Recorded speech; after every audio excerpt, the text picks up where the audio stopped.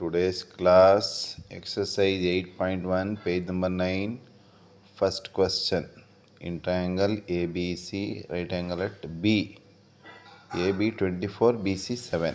Determine sin A cos A. ಮತ್ತೆ sin C cos C. How to find out?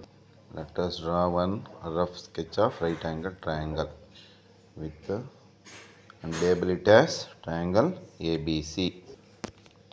So ಇಲ್ಲಿ right angle at B. B is right angle 90 degree vertex. ABC. Now AB length is given 24 centimeters. BC length is given 7 centimeters. Now right angle vertex B. This AC is the hypotenuse. Other two sides will differ. You can label it as opposite side and adjacent side based on the question. See, in this question, AB, BC measurements are given. AC, the hypotenuse side measurement is not given. So, in case 1, we will find out the length of AC.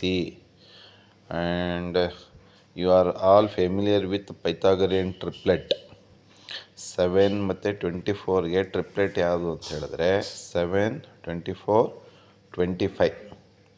So ನೀವು ಅದನ್ನು ಬಯಾಟ್ ಮಾಡ್ಕೊಂಡಿದ್ರೆ easily ಅದು find out ಮಾಡಲಿಕ್ಕೆ easy ಆಗುತ್ತೆ.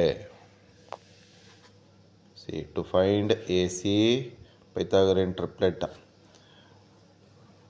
ಆ reading ಗೊತ್ತಿರಬೇಕು. ಜೊತೆಗೆ we are using Pythagoras theorem. AC square is equal to AB square plus BC square. ಅಲ್ಲಿ ರೀಡಿಂಗ್ ಸಬ್ಸ್ಟಿಟ್ಯೂಟ್ ಮಾಡಿ ಥರ್ಡ್ ವ್ಯಾಲ್ಯೂ ಏನಿದೆ AC ಅದನ್ನು you can find out. So ಇಲ್ಲಿ ರೀಡಿಂಗ್ ಸಬ್ಸ್ಟಿಟ್ಯೂಟ್ ಮಾಡಿ ಸ್ಕ್ವೇರ್ ಮಾಡಿದ್ರೆ 24 square 576.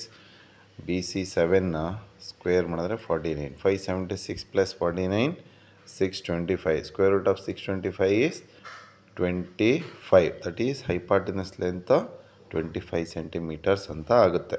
C next first question ಏನಂತ ಕೊಟ್ಟಿದ್ದಾರೆ? Find out sine A and cos A ಅಂತ ಕೊಟ್ಟಿದ್ದಾರೆ. ಸೊ ದಟ್ ಮೀನ್ಸ್ ನಾವು we are considering the angle at vertex A vertex ತೊಗೊಂಡ್ರೆ ಎಗೆ ಆಪೋಸಿಟ್ ಸೈಡ್ ಯಾವುದು?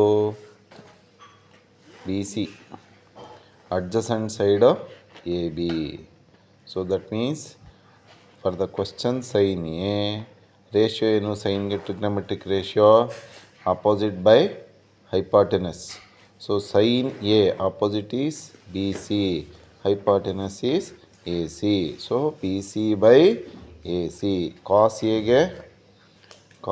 ಗೆ ratio trigonometric ratio for cos is adjacent by hypotenuse. So adjacent for A, with reference to A, adjacent is AB and hypotenuse is AC.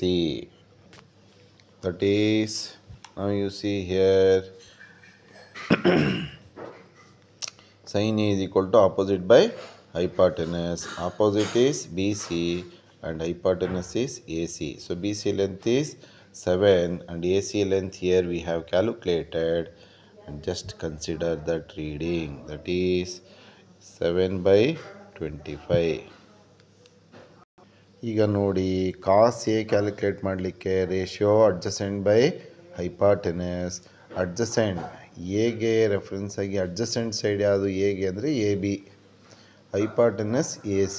Therefore AB by AC is equal to 24 by 25. So sin A is 7 by 25, cos A is 24 by 25.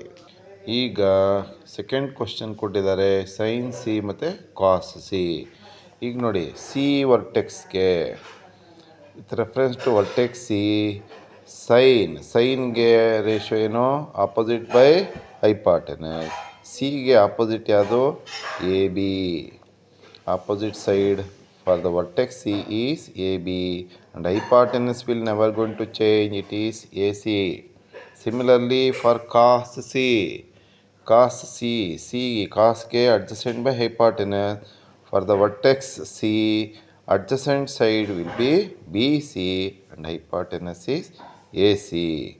Therefore, sin C means 24 by 25. Cos C is 7 by 25. ನೋಡಿ ಇಲ್ಲಿ ಈಗ sign ಸಿಗೆ opposite A B hypotenuse AC. Therefore, AB length is 24 and AC length is 25. Then next cos C. Here comes the last part of the question. Cos C. Trigonometric ratio for cos is adjacent by hypotenuse. Adjacent side with reference to vertex C is CB and hypotenuse is AC. Therefore, BC length is 7 centimeters. AC we have calculated 25. That is 7 by 25. This is the answer for question, the first question given in exercise 8.1.